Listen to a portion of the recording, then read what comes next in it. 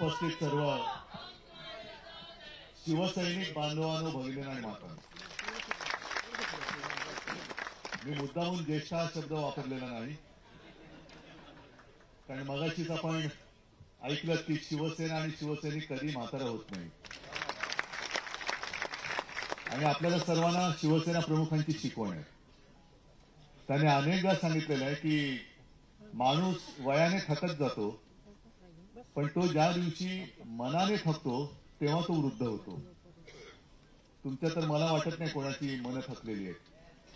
आणि मनं थकली असली किंवा असती तर आज इकडे तुम्ही आलाच नसतात. आज मला सर्व ज्येष्ठ शिवसैनिकांना बघून मी लहान झाल्यासारखं वाटतोय. मी यांच्यासमोर लहानच आहे, पण सगळे शिवसैनिक जुने जे शिवसेना प्रमुखांच्या काळी अगदी दिना काय, वासू काय, श्याम काय, सगळेच कोणाकोणाची नाव घ्यायची आणि कोणाची नाही, सगळेच हे एखाद्या सुरक्षा कवचासारखे शिवसेना प्रमुखांसोबत असायचे. सगळे शिवसैनिक, तुमच्यापैकी अनेक जण होते आणि तुम्ही त्यावेळेला शिवसेना प्रमुखांसोबत होतात म्हणून आम्ही सर्व कुटुंबीय निर्धास्त असायचो, हे तुमच्या भरोश्यावरती. आणि तो विश्वास तुम्ही सार्थ ठरवला. कोणाची हिंमत होत नव्हती शिवसेनेकडे आणि शिवसेना प्रमुखांकडे तर सोडाच, वाकड्या नजरेने बघण्याची. आता ठीक आहे, वयाने जरासे सगळेच किंचितसे वाकले असतील, पण त्यावेळेचे सगळेजण तरुण आणि त्या तरुणाईतली त्यांची आठवण बघितली तर काठी कोणाच्या हातात आत्ता पण नाहीये, पण तेव्हा काय काय होतं चंद्रकांतजी तुम्ही सांगू शकाल. आणि सगळ्यांकडे एक एक म्हणजे काय अत्याधुनिक, म्हणजे तुम्हाला ज्यांना त्या पिढीतल्यांची आठवण त्यांना माहिती असेल की कोणाकडे किती काट्याचा, बरोबर ना, त्याला काय म्हणायचं कटकट्या, आणि तो नुसता आवाज आल्यानंतर समोरचा पळायचा. म्हणजे आता हे सगळी आपण गाणी वगैरे ऐकतोय, शूर आम्ही सरदार आम्हाला काय कोणाची भीती, वेडात मराठे वीर दौडले सात, या काय काय गोष्टी आपण अनुभवलेल्या आहेत. विशेषतः वेडात मराठे वीर दौडले सात जे आहे ते तुम्हाला सगळ्यांना आठवत असेल की जनता पक्षाचा तो जो काळ होता, शिवाजी पार्कवरती जनता पक्षाची सभा होती, मोरारजी देसाई नरराक्षस त्यांची सभा झाली आणि शिवसेना भवनचा साधारणतः 77चा तो काळ होता. शिवसेना भवनचं बांधकाम पूर्ण नव्हतं झालेलं, पण तो सगळा, कारण तेव्हा जनता पक्षाची लाट होती, प्रचंड समुदाय सेना भवन समोर जमला आणि सेना भवनवरती दगडफेक केली होती.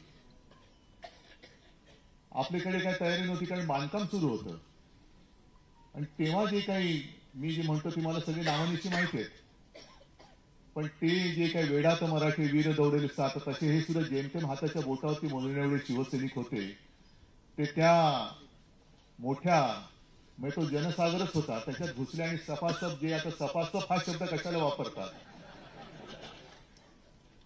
आणि त्यांनी जे काय केलं ते सगळे उधळून गेले. आणि तेव्हापासून सगळ्यांना कळलं की शिवसैनिकाची टक्कर देणं म्हणजे ती जी आपली गोष्ट आहे ना, हमसे जो टकराएगा, ते करून दाखवणारे शिवसैनिक आहेत. म्हणून कोणी शिवसैनिकाची टक्कर देण्याची आणि घेण्याची हिंमत करत नाही. आजचा जो काय सगळा काळ सुरू आहे, हा काळ विचित्र आहे, हे मी तुम्हाला सांगण्याची गरज नाही. ज्यांच्या सोबत आपण 25-30 वर्ष हिंदुत्व या एका शब्दासाठी म्हणून त्यांचे बरेचसे चोचले आपण ऐकले, मान्य केले. ज्यांना कोणीही महाराष्ट्रामध्ये ओळखत नव्हता त्यांना खांद्यावरती बसून आपण महाराष्ट्राच्या खेड्यापाड्यामध्ये नेलं, आणि आता ते वरती चढल्यानंतर आपल्याला लाथा मारायला लागले. त्यांना कल्पना नाही की एक जमाना हाही होता आणि तो जमाना लवकरच दिसेल परत. मराठ्यांच्या घोड्याच्या टापाने दिल्ली थरथरायची, आणि आपल्या महाराष्ट्र गीतामध्ये जे आहे, दिल्लीचेही तख्त राखितो, तो खरा आपला मराठी, तो खरा मराठा. आपण मध्ये मध्ये जे काही फोटो बघतो दिल्लीचे बूट चाटितो, हे आपल्या भव्याच्या अवलादीचेच नाही, हे गद्दार आहेत सगळे. आजपर्यंत कधीही शिवसेना प्रमुख तर कधी, मला वाटतं जेमतेम माझ्या आठवणीत एकदाच गेले होते दिल्लीला.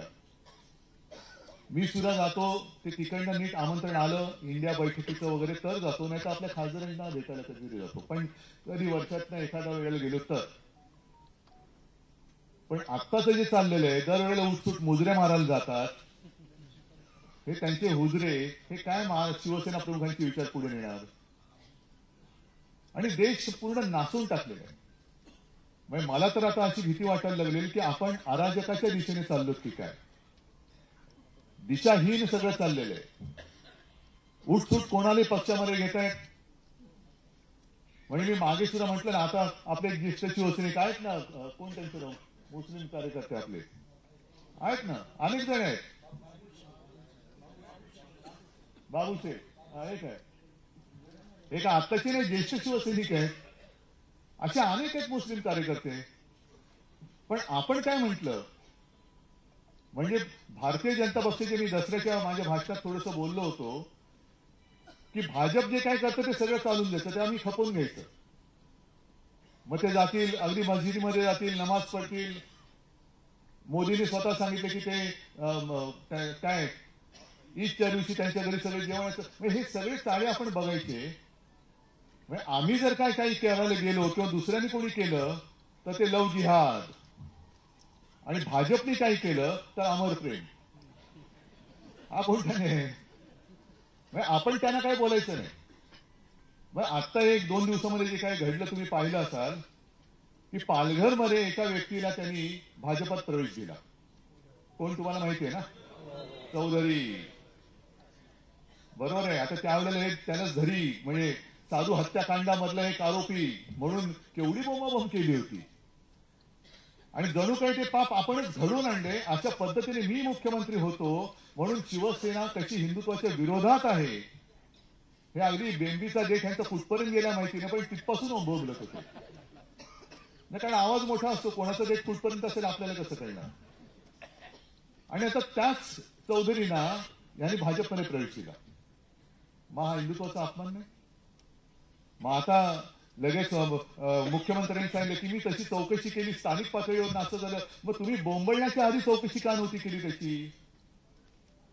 बरं, अजूनही मला कळलेलं नाही चौधरी त्याच्यामध्ये सामील आहे की नाहीये. कारण जर का त्या हत्याकांडात चौधरी सामील असेल तर भाजपने प्रवेश का दिला, आणि सामील नसेल तर प्रवेशाला स्थगिती का दिली. काय एक काहीतरी स्वीकारा ना. सांगा, एकतर ठणठणीत सांगा की याचा काही संबंध नाही, आणि संबंध नसेल तर एकतर त्या चौधरीची आणि हिंदूंची माफी मागितली पाहिजे, शिवसेनेची देवेंद्र फडणवीस आणि भाजपनी माफी मागितली पाहिजे. संपूर्ण देशामध्ये आगडोम तुम्ही उसळायला निघाला होता की उद्धव ठाकरे मुख्यमंत्री असताना साधूंचा हत्याकांड झाले, दुर्दैवी घटना होती, त्याचं संपूर्ण सगळं बाहेर आलेलं आहे. पण आता तोच चौधरी तुम्हाला पक्षासाठी पवित्र, म्हणजे त्याच्यावरती तुम्ही काय गोमूत्र शिंपडलं की तो पवित्र झाला. धाराशीमध्ये तेच झालं. तो कोण ड्रगवाला आहे, हा आंगणे का गांगणे काय गंगावणे नाही, कोण जो असेल तो, त्याला प्रवेश दिला. आणि सगळं म्हणजे 70,000 कोटीचा घोटाळे केला. अजित पवारांचं हेच बोंबलले, स्वतः पंतप्रधान बोलले होते आणि ते मांडीला मांडी लावून बसतात.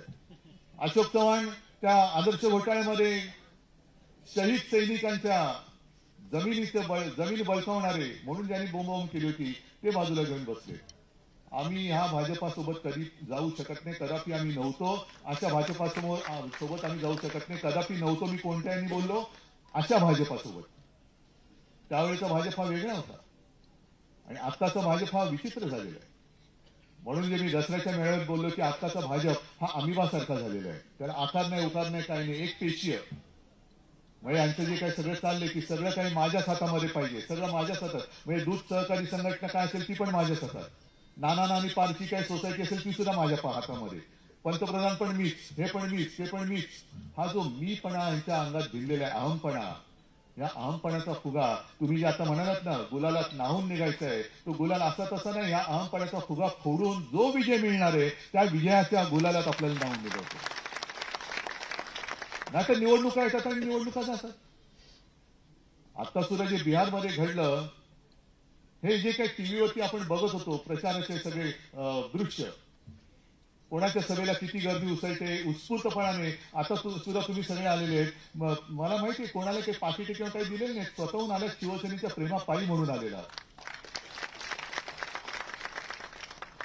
पण ही जी एक लोकशाहीची त्यांनी वाट निवडलेली किंवा वाट लावलेली आहे, विरोधी पक्ष शिल्लकच ठेवायचा नाही. आपल्या महाराष्ट्रामध्ये सुद्धा हा विधानसभेचा जो काही निकाल लागला, हा अजूनही कोणालाच पटत नाही. कोणालाच पटत नाही. म्हणजे मतचोरी तर केलीच, पक्ष चोरी तर केलीच. आता काल अनिल देसाईंनी प्रेस कॉन्फरन्स घेतली, एबी फॉर्म पण चोरलेला आहे. हे सगळे तुम्ही जा ना, बसा त्या चोर बाजारामध्ये, कशाला तिकडे जाऊन बसताय. सगळं काही चोरायचं आणि राज्यकर्ता म्हणून मिरवायचं, ही लोकशाही, ही खोटी लोकशाही आहे. ही खोटी लोकशाही मला नाही वाटत देशातली जनता ही स्वीकारू शकते. आणि तुम्हाला राज्य तरी कशाला पाहिजे. आम्ही म्हणतो ना, आम्हाला मुंबई जिंकायची आणि आम्ही जिंकणारच, कोणत्याही परिस्थितीत जिंकणार. आणि मग काय ना, तुम्ही 25-30 वर्ष मुंबईकरांनी मुंबई शिवसेनेच्या हाती दिली. काही काळ आधी भाजप सुद्धा आपल्यासोबत होतीच. पण 25 वर्षात आपण काय काम केलं, आपण जे काम केलं त्याचा पाढा वाचू, आणि ते म्हणजे आम्ही मिळवून दाखवलं आणि यांनी घालवून दाखवलं. मला वाटतं दिवाकरजी, तुम्ही काय सगळे ज्येष्ठ शिवसैनिक, त्यावेळेला महापालिकेच्या वेळी दिवाकर होते सर, तर महापौरच होते. किशोरीताई पण महापौरच होते. आपल्या काळामध्ये जे काय आपण केलं, मुंबई आपली मुंबई म्हणून, तो आपलेपणा भाजपच्या एकातरी नेत्याच्या मध्ये आहे का? एकातरी नेत्याच्या अंगामध्ये आहे. ही आपली माझी मुंबई आहे. आम्ही म्हणतो ही माझी मुंबई आहे. हे माझं पण जे आहे, हे आपलं पण आहे, हे कोणाच्या तरी रक्तामध्ये आहे भाजपच्या. आपण जे काय करून मुंबईसाठी केलं होतं, 92,000 कोटीच्या ठेवी आपण मुंबई महापालिकेच्या जमवून दाखवल्या होत्या. आणि आता रोज बातमी येतात ह्या ठेवी तोडत चालले. एक 4 दिवसापूर्वी बातमी आली, आणखी 5 ते 10,000 कोटी ठेवी तोडणार आहेत. बरं, ह्या ठेवी तर तोडल्याच, पण आणखीन भयानक गोष्ट म्हणजे 2,30,000 कोटीची देणी यांनी करून ठेवलेली आहेत मुंबईच्या डोक्यावरती. कोण भरणारी, कुठून आणणारी? का जीव जळतो? का आपण जाऊ शकत नाही भाजप बरोबर? मिंदे गेला, हा गेला, तरी गेला, आम्ही पण जाऊ शकतो? नाही जाऊ शकत. पण आजच मध्यरात्री मी जाणार आहे हुतात्मा स्मारकाला तिकडे वंदन करायला. कारण तो संयुक्त महाराष्ट्राचा जो काही काळ होता, तुमच्यापैकी अनेक जण त्याही लढ्यामध्ये उतरलेले असतील किंवा तो लढा तुम्ही प्रत्यक्ष पाहिला असाल. आणि योगायोग असा, हे तुम्ही मला तारीख विचारली, मी तुम्हाला 20 तारीख दिली, पण आज प्रबोधनकारांची पुण्यतिथी. नेमकं बरोबर उद्या 21 नोव्हेंबर हुतात्मा स्मारक दिन, तो उद्या 21 नोव्हेंबर. म्हणजे जो माणूस संयुक्त महाराष्ट्राच्या लढ्यामध्ये पहिल्या 5मध्ये होता, ते माझे आजोबा. जी व्यक्ती संयुक्त महाराष्ट्रासाठी लढली, तिच्या घराण्यात मी जन्माला आल्यानंतर मुंबईचे असे लचके तोडताना मी उघड्या डोळ्याने बघत बसू, असं एवढा मी काही शंड वाटलो का या भाजपवाल्यांना? आहे ना. मग आपण कशाला म्हणायचं, झाशीची राणी ती शेवटपर्यंत लढली, मेरी झाशी नाही दोंगी. तसं आपण प्रत्येक जण उभं राहिलं पाहिजे की माझी मुंबई, मी माझी मुंबई तुम्हाला लुटायला देणार नाही. आणि तुम्ही कोण आमचं वाकडं काय वाकडं करू शकता तेच बघतो. सगळे जर का आपण नुसते एकवटलो तर एक वज्रमुठ झाली तसे पळपुटे. आणि सहज काय काय गोष्टी इतिहासाची पुनरावृत्ती होत असते. जेव्हा आपण ते फटकारे पुस्तक शिवसेना प्रमुखांचं करत होतो, सगळे कार्टून संकलन करत होतो, त्याच्यामध्ये एक कार्टून आहे, एक शिवसैनिक, तो तरुण पोरगा दाखवलाय आणि बाजूला एक भाजपला दाखवलंय, कमळवाला असेल किंवा काय, किंवा जनसंघ होता. आणि तो शिवसैनिक सांगितले, तुम्ही आतापर्यंत मैत्रीची ऊप बघितली, आता मशालीची धस होता. तेव्हाही मशाल घेतली होती, आता सुद्धा मशालच हातामध्ये. आणि ही मशाल उगाच काहीतरी घेतली नाही तर उदबत्ती घेतली असते ना आपण. जर का मोदी आणि शहांची आरतीच करायची असती तर मग आमची निशाणी काय? उदबत्ती. उदबत्ती बिदबत्ती नाही घ्यायची, तर मशाल घ्यायची. पेटवायचं ते काय आपल्या ते नुसत्या फुलबाज्या नाही पेटवायचं तर सगळं लंकाच जाळून टाकायची त्यांची, खोट्याची लंका. आणि त्याच्यासाठी म्हणून तुमच्या सगळ्यांची मला आवश्यकता आहे. आज या निमित्ताने मला सगळ्या तुमच्या सगळ्यांचे आशीर्वाद मिळत आहेत. आशीर्वादाची ताकद फार मोठी असते. शिव्या तर रोजच खात असतो. आणि आता हे सगळ्यांना कळते. काल जे गेले होते ना, बाबा मारलं, बाबा तो ओलल्ला. अरे ओलल्ला, पण तुझी दाढी आहे, तू आता बोबडं कशाला बोलतोस? हे एवढे लाचार झालेले लोक, स्वतःमध्ये हिंमत असणार. हिंमत होते कशी तुम्हाला दुखवण्याची? शिवसेनेमध्ये होता तेव्हा होती कोणाची हिंमत? कोणाची हिंमत नव्हती. पण स्वतःहून त्यांच्या ताटाखालचं मांजर झाल्यानंतर तुम्ही किती पट्टे मारा, मांजर भले वाघाची मावशी असली तरी मांजरी मांजरच असते, ती ताटाखालीच असते. त्या मांजराचा तरी वाघ नाही होऊ शकत. मांजराचा वाघ नाही होऊ शकत. वाघ हा वाघच असतो. आणि आता त्यांना कळते की हे वापरा आणि फेका, वापर करून घेणार आणि काम झालं का फेकून देणार. तसंच त्यांचं चाललेलं आहे. आता 15-1 दिवसापूर्वी अजित पवारांच्या मुलाचा घोटाळा काढला. झाला कसा आधी घोटाळा? कोणी होऊ दिला? झाल्यानंतर तो बाहेर कसा आला? कोणी बाहेर काढला? असे अनेक घोटाळे गेल्या 1 वर्षामध्ये येत आहेत. मुख्यमंत्री आपले क्लीन चिट देत आहेत. मग हे स्वतःच न्यायाधीश, आरोप करणारे पण हेच, म्हणजे तक्रारदार हेच आणि न्यायमूर्ती पण तेच. केसेस काढून द्यायच्या बाहेर, कोणी आरोप करायला लावायचे कोणाला तरी, आणि मग यांनी क्लीन चिट द्यायचे. म्हणजे काय की तुझी प्रकरणं बाहेर आले, नीट तुझ्या साईज मध्ये राहा, नाही तर लटकवून टाकीन तुला. ही टांगती तलवार त्याची डोक्यावरती ठेवायची. आणि हे म्हणे बाळासाहेबांची विचार घेऊन चालेल. अरे कसली टांगती तलवार? ती तलवार हातात घे आधी. ते टांगती काय ठेवतोयस? हे आता एकमेकाला खायला निघालेले आहे. हा त्याचा पक्ष फोडतो, तो त्याचा पक्ष फोडतो, तो त्याचा पक्ष फोडतोय. आता यांना कळेल काय होतंय. कारण गेलेत ते सगळे बाजार मुंडगे गेलेत. आणि मला भारतीय जनता पक्षाचं सुद्धा एक त्याचं दुर्दैव आहे. आपल्याला जे वाटलं होतं 2014 साली की आत्मनिर्भर भारत, आपल्याला वाटलं ते करू शकतात बाबा, आत्मनिर्भर भारत करू शकतात.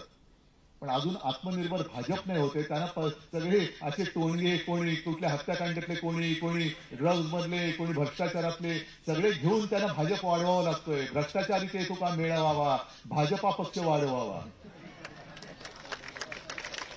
हे त्यांचं धोरण आहे. मग कोणी घ्या आपण जिंका. काय असे जिंकण्याला काय अर्थ आहे? चोरांची साथ घेऊन, म्हणजे चोरीचा माल घेऊन मीच मालक असल्याचं म्हणणं, ह्याच्यात काय अभिमान कसला आहे? अरे लढायचं तर मैदानात लढा ना. शिवसेना कधीही तयार आहे. आम्ही हार जीत त्याची नाही पर्वा करत. शिवसैनिक लढणार आहे. हे काय अशी संकट किंवा अशी परिस्थिती पहिल्यांदाच नाही आलेली. मुळामध्ये शिवसेनेचा जन्मच हा संघर्षासाठी झालेला आहे, मराठी माणसाच्या न्याय हक्कासाठी झालेला आहे. आणि संघर्ष म्हटल्यानंतर घाबरणारे कोणी थांबू शकत नाही. घाबरणार असतील त्यांना आधी सांगतोय, तुम्हाला लाचारी करायचे तर लाचाऱ्यांच्या गटात जा. पण शिवसेनेमध्ये जे आता राहिले ते सगळे शिवसेना प्रमुखांचे अस्सल, शिवरायाचे अस्सल तलवारबाज मावळे राहिलेले आहेत. आणि या सगळ्या मावळ्यांची मगाशी तुम्ही सांगितलं ना की ज्येष्ठ शिवसैनिक, मी तर म्हणतो एक तुमचं माहिती संकलन करून द्या. सगळ्या मुंबईमध्ये शाखेमध्ये जेवढे ज्येष्ठ शिवसैनिक आहेत त्यांना मी ओळखपत्र देतो. आणि नुसती ओळखपत्रच नाही तर एकदा अशा सगळ्या कार्यकर्त्यांचे एक शिबिर घ्या. मी येतो त्याला आणि मला त्यांच्याकडनं काय पाहिजे ते मी सांगतो त्यांना. कारण आता चर्चा चरवण करत नाही बसायचं, आता जिंकायचंय. आणि जिंकण्यासाठी मी तुम्हाला जसं म्हटलं तसं की वय हा काही मुद्दाच नसतो. मोरारजी देसाई तर 80 वर्षी पंतप्रधान झाले असते. तुम्ही तर सगळे अजून तरुण आहात. काय सांगू, तुमच्यापैकी कोणी पंतप्रधान होऊ शकेल का स्वप्न नाही बघायचं. अर्थात हा एक गमतीचा भाग झाला, पण जिद्द ही फार महत्वाची आहे. आणि तुम्ही जिद्दीने आज सुद्धा रणांगणात उतरण्याच्या हिमतीने आलात त्याच्याबद्दल खरंच तुम्हाला शतशः धन्यवाद देतो आणि तुमच्या आशीर्वादाचं पाठबळ हे सदैव शिवसेनेच्या पाठीशी राहू द्या ही नम्र विनंती करतो. सगळ्यांना शुभेच्छा देतो. जय हिंद, जय महाराष्ट्र.